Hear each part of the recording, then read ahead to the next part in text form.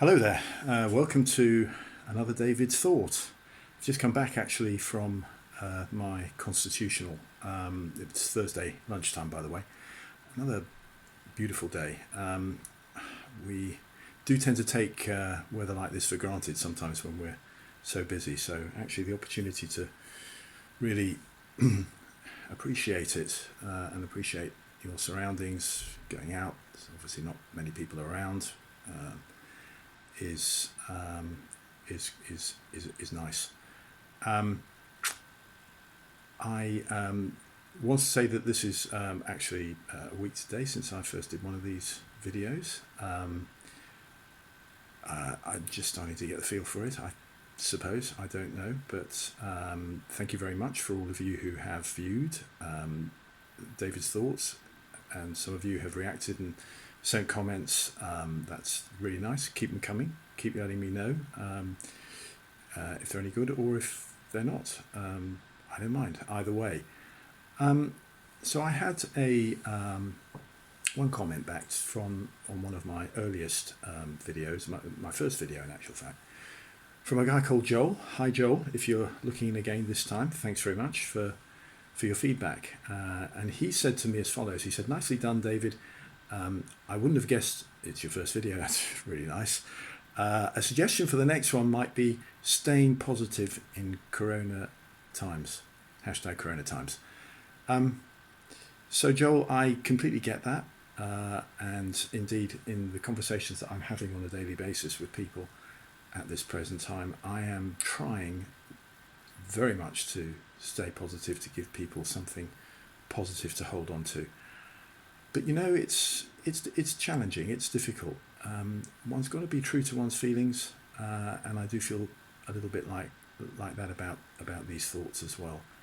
One thing that happens to me, and I don't know whether this is the same for any of you. The oddest time and the weirdest time is very, very first thing in the morning when I wake up. Our clock radio comes on around about 6:45 in the morning. I'm usually awake before that in any case, 6 o'clock or whatever it is. And literally the first consciousness that I have at the point that I wake up, and it happens again this morning, doesn't happen every morning, is this is a nightmare. It's surreal. Is this what life is going to be like now for who knows how long? And that's just in that moment when you wake up, and the moment passes, and of course you get on with other things. But it's a challenge, and I'm really fortunate for a number of reasons. My wife and I were together.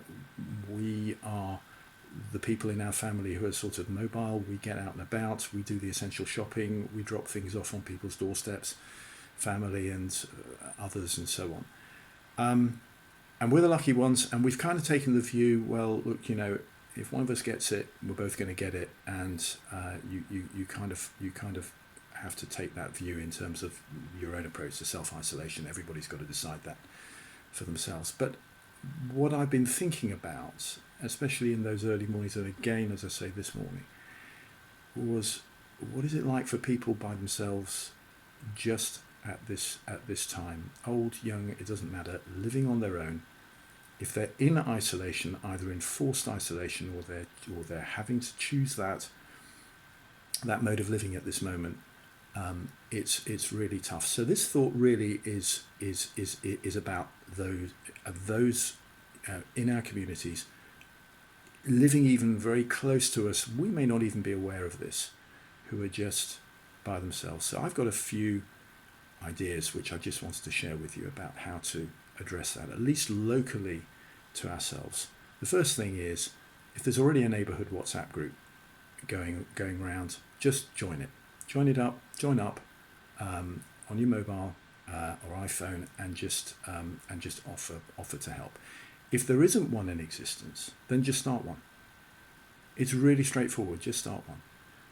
Just go to your neighbours with a piece of paper, and on the piece of paper write or print your mobile phone number and a little message saying, please text me back to this number and I will join you to a local WhatsApp group to help look out for people who are on their own.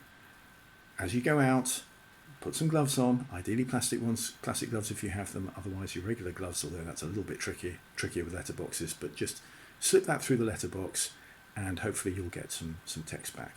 If you know that the household that you're going to has an elderly person, an older person living there, and it may well be the case that they don't have the mobile phone, then instead put your landline number down and ask them to call your landline number if they feel like they just want to have a conversation, and just allow somebody to make that connection. Just simple, basic things that we can all do. I know some of this is going around, but it's just a way of ensuring that nobody who lives really close to you right now is completely isolated. We can all do something about that. So once again, take care, stay safe, and see you tomorrow again for another David's Thought. Bye.